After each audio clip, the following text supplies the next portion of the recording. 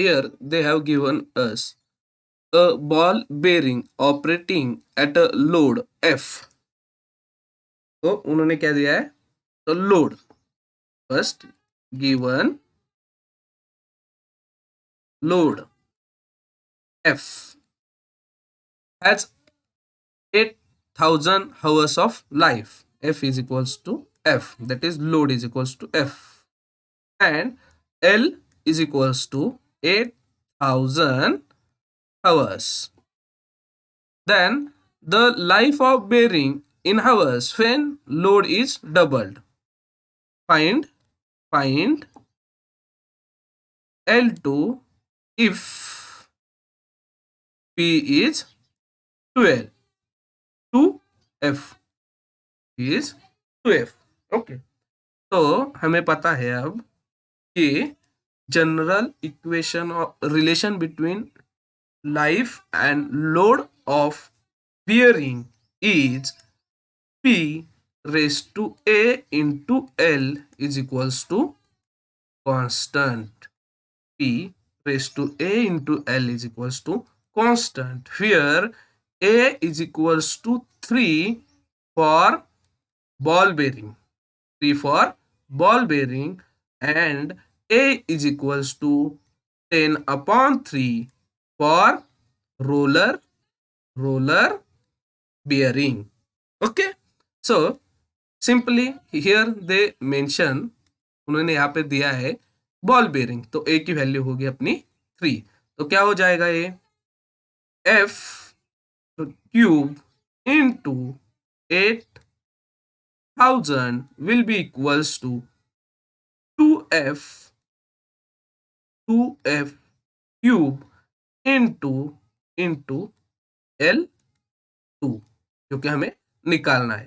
ठीक है, तो F इसको हम ऐसे भी लिख सकते हैं 2 क्यूब इंटू F क्यूब।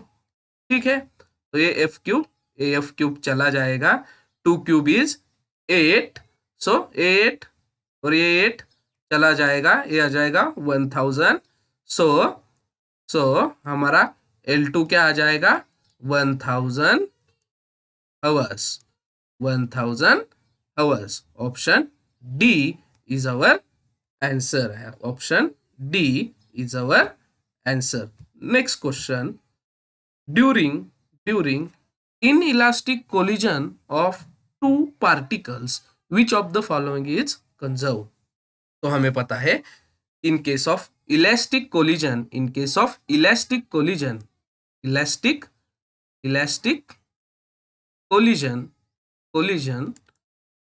क्या हो जाएगा, तो इलेस्टिक कोलिजन में जो बॉडी है, हमें पता है इलेक्ट्रिक प्रॉपर्टी क्या होती है, अगर हम कोई भी लोड अप्लाई करते हैं तो वो डिफॉर्म हो जाएगी, लेकिन जब हम वो लोड रिमूव करेंगे तो वो बॉडी अपना शेप रिगेन करेंगी।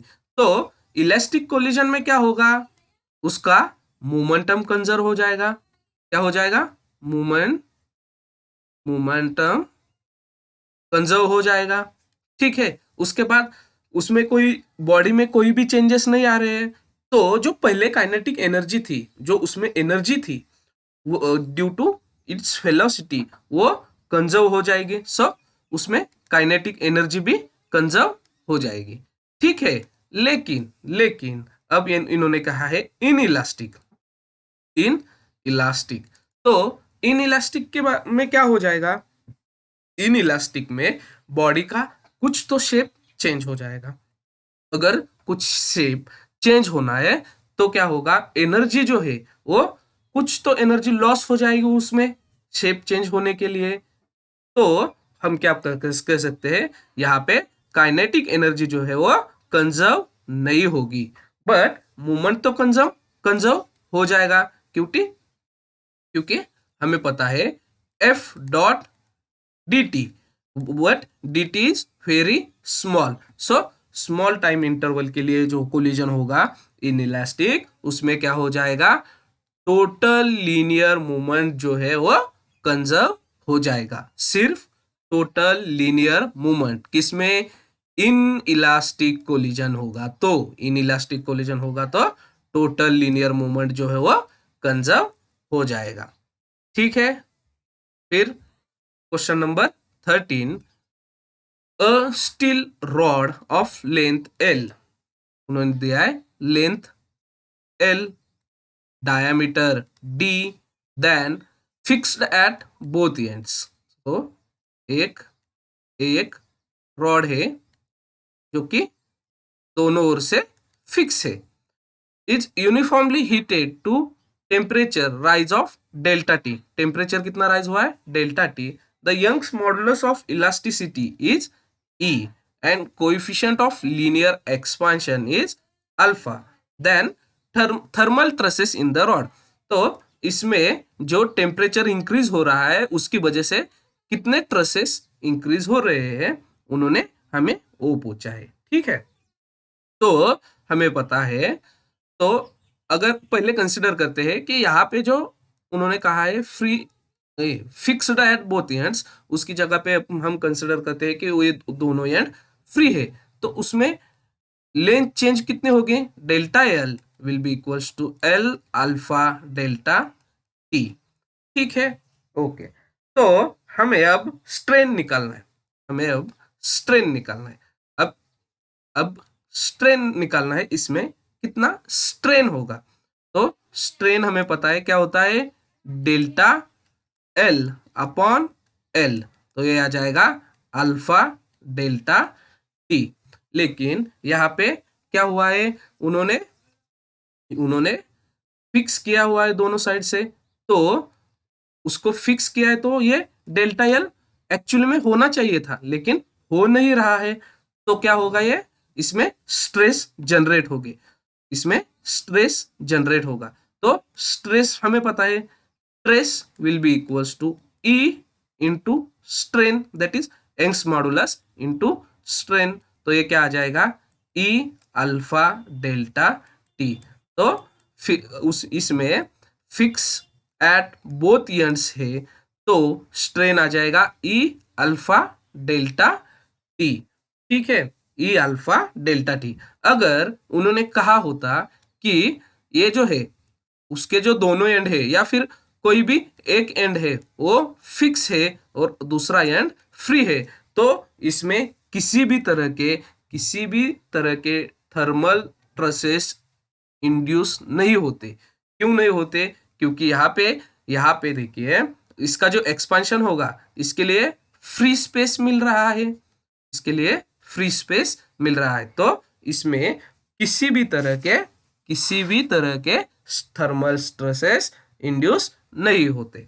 ठीक है, ठीक है, फिर next question number 4, question number 4, for on under damped harmonic oscillations resonance. हमें पता है रेजोनेंस कब होता है, resonance will occurs at natural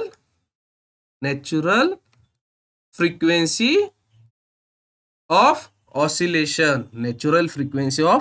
oscillation, ठीक है। लेकिन यहाँ पे उन्होंने कहा है अंडर डैम्प्ड हार्मोनिक ऑसिलेशंस, कहा है अंडर डैम्प्ड नेचुरल ऑसिलेशन। ठीक है, तो डैम्पिंग आ गया, तो डैम्पिंग फैक्टर क्या होगा, डैम्पिंग फैक्टर होगा डैम्पिंग कोएफिशिएंट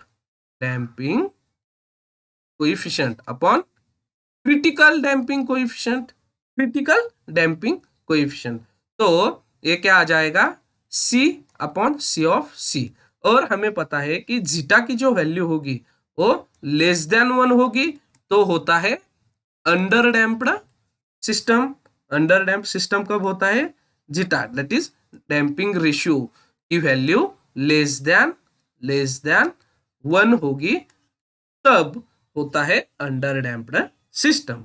और अंडर डैम्प्ड सिस्टम के लिए omega D that is natural frequency of damped system क्या होती है, square root of 1 minus zeta square into omega n। Here this omega n is undamped natural undamped natural frequency, undamped natural frequency. और omega D होता है damped damped natural natural frequency. Omega D होता है अन under damped natural frequency और damped natural frequency. तो हमें पता है जीटा इज लेस देन 1, तो ये जो वैल्यू होगी वो लेस देन 1 होगी। तो omega D that is damped natural frequency जो है वो लेस देन होगी omega N that is undamped undamped natural frequency से। तो अंडर डैम्प्ड हार्मोनिक ऑसिलेशन में रेजोनेंस कब होगा? जब जब ये जब इसकी जो फ्रीक्वेंसी होगी वो ओमेगा डी होगी, that is damped natural frequency होगी। तो वो कब होगी? Less than undamped natural frequency. ये देखिए यहाँ पे उन्होंने दिया है less than undamped natural frequency. तो इसका आंसर आ जाएगा बी। ठीक है, अब यहाँ पे देखिए if a particular FeC that is iron carbon alloy contains less than 0.83% carbon, less than 0.83% carbon is called। तो हमें पता है आयन कार्बन डायग्राम में मेनली 2 पॉइंट्स इंपॉर्टेंट होते हैं। एक जहां पे 4% कार्बन होता है, वो पॉइंट होता है यूटेक्टिक पॉइंट, और दूसरा होता है यहाँ पे eight point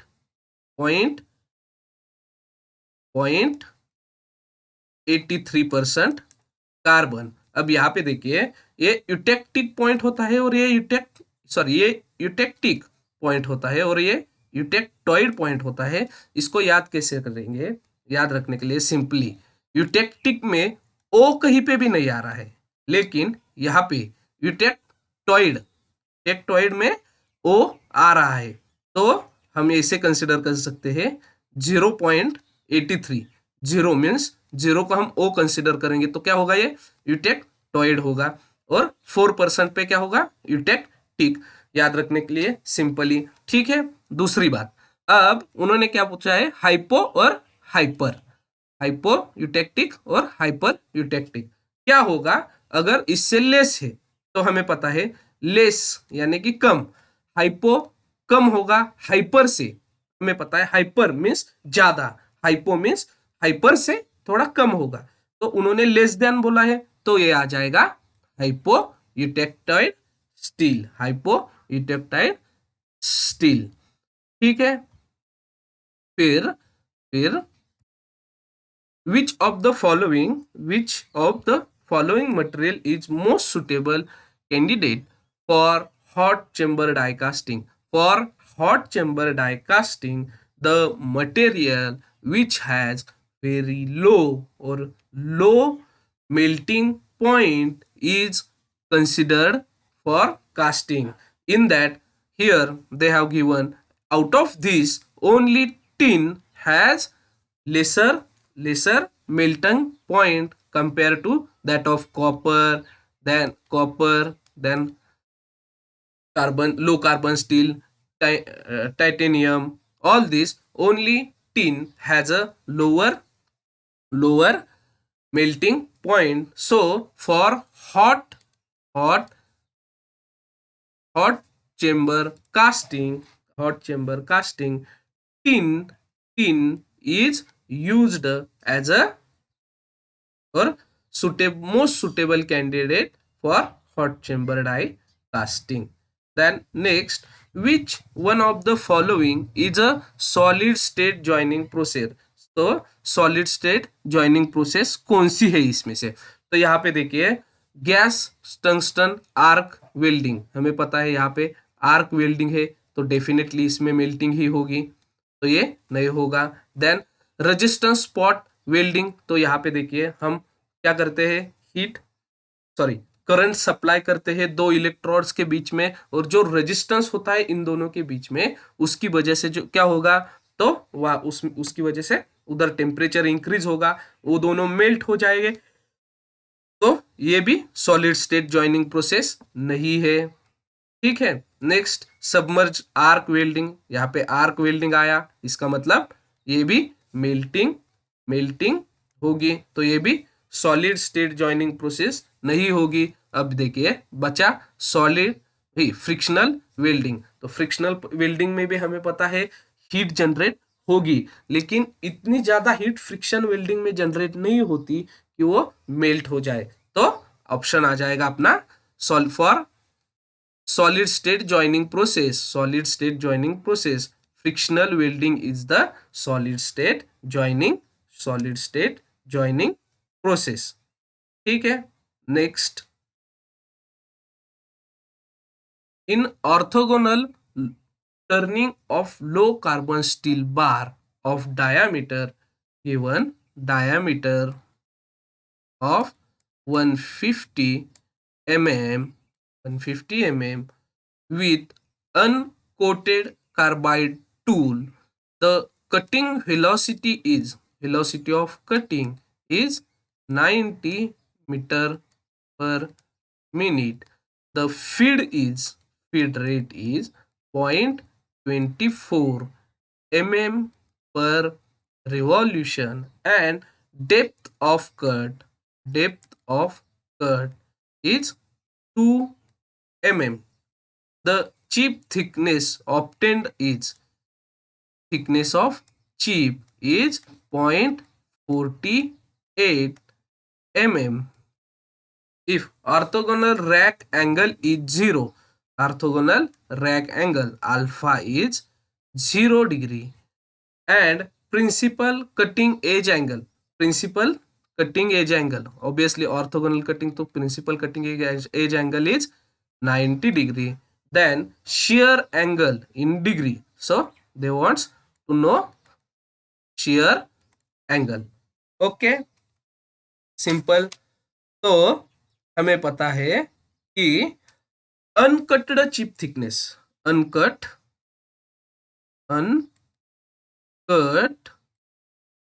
chip thickness,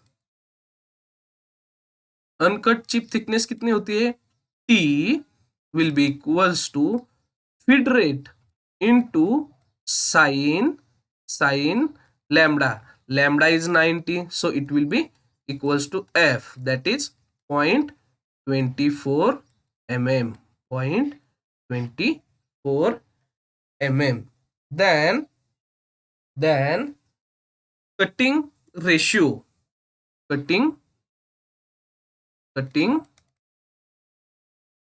ratio will be equals to T, that is uncutted chip thickness, divided by cutting or chip thickness, uncut chip thickness to the chip thickness. So it is 0.24 divided by 0.48, it will be equals to 0.5, it will be 0.5. Okay, now उन्होंने अब हमें पूछा है shear angle, तो हमें पता है shear angle, तो पहले हम शेयर एंगल का फॉर्मूला डिराइव करने की कोशिश करते हैं। ठीक है, तो ये एक ऑब्जेक्ट है, सपोज ये कंसिडर कीजिए ये एक टूल है, ये टूल है, तो और ये चिप है जो कि इस पे से फ्लो हो रही है, चिप। ठीक है, और ये होगा अपना शेयर एंगल फाई, और ये होगा alpha, that is rack angle. अब यहाँ पे ये हो जाएगा अपनी अनकट चिप थिकनेस, और ये हो जाएगी चिप थिकनेस। ठीक है, तो इसको डिराइव करेंगे तो अपना आ जाएगा tan phi, that is tan of angle of friction, sorry, shear angle, tan of shear angle, tan of phi will be equals to r cos alpha upon 1 minus r sin alpha, r cos alpha upon 1 minus r sin alpha. Okay, हमें r कितना है 0.5, then alpha कितना है 0, तो हम ये substitute करते हैं तो क्या आ जाएगा 0.5 cos 0 upon 1 minus 0.5 into sin 0. Sin 0 is 0, so this term will be 0. It will comes, and cos 0 is 1, so it will be equals to 0.5. So tan phi will be equals to 0.5. So phi, that is shear angle phi, will be equals to tan inverse of 0.5, that is 26.56 degree, 26.56 degree. Okay, then next question, which type of motor is not used in axis or spindle drive of CNC machine tool? तो CNC machine tool में सिर्फ एक ही motor use नहीं की जाती, और वो है इंडक्शन मोटर, वो है इंडक्शन मोटर. कभी भी याद रखिए, एक एक्सेप्शनल केस है, सीएनसी मशीन में कभी भी इंडक्शन मोटर का यूज किया नहीं जाता है. ठीक है, next question,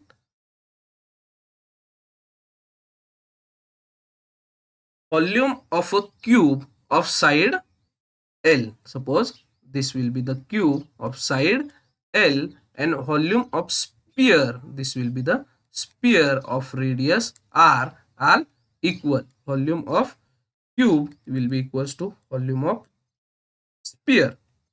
Both the cube and sphere are solid and of same material, they are being cast. So casting process is completed here. The ratio of solidification time of cube to the same of sphere. So उन्हें क्या चाहिए, solidification time of cube to solidification time of sphere. Okay, ठीक है, हमें पता है solidification time here T will be equals to K into P by A, that is volume upon area square, volume upon area square. ठीक है, solidification time is equals to K into P by A square. तो same material, तो K दोनों के लिए same होगा, P same दिया हुआ है. ठीक है, तो सॉलिडिफिकेशन टाइम ऑफ क्यूब क्या आ जाएगा, K into P cube upon area of cube. So area of cube क्या होगा, 6 टाइम्स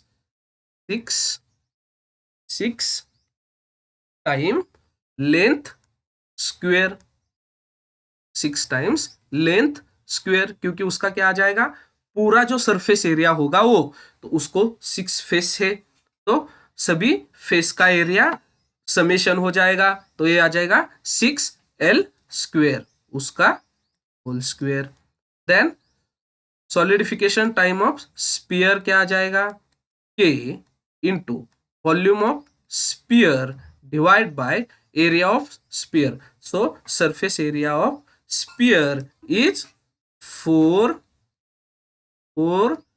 पाई आर स्क्वेयर का स्क्वेयर, 4 पाई आर स्क्वेयर का स्क्वेयर. तो इसका रेशियो चाहिए, तो ये डिवाइड हो जाएगा cube to cube to spear.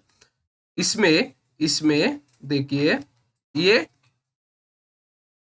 के सेम है क्योंकि सेम मटेरियल बोला है। फिर उन्होंने यहाँ पे दिया है इक्वल वॉल्यूम, वॉल्यूम जो है वो इक्वल है, तो ये भी चला जाएगा। ठीक है, ये डिनोमिनेटर के डिनोमिनेटर में है तो ये ऊपर चला जाएगा। ये क्या होगा 4πr स्क्वेयर का स्क्वेयर डिवाइड बाय, ये न्यूमरेटर के डिनोमिनेटर में है तो ये डिनोमिनेटर में ही रहेगा 6l स्क्वेयर का स्क्वेयर। ठीक है, तो इसको रीअरेंज करते हैं, जो कॉन्स्टेंट्स है वो एक साइड पे लेते हैं, 4π/6 का square into r square by l square का स्क्वेयर। तो ये क्या हो जाएगा 4π/6 का स्क्वेयर इंटू r/l। अब ये देखो स्क्वेयर का स्क्वेयर, तो ये क्या हो जाएगा 4⁴। सो अपना आंसर आ जाएगा 4π/6 स्क्वेयर इंटू r/l⁴। तो ये होगा अपना ऑप्शन डी। ठीक है, ओके।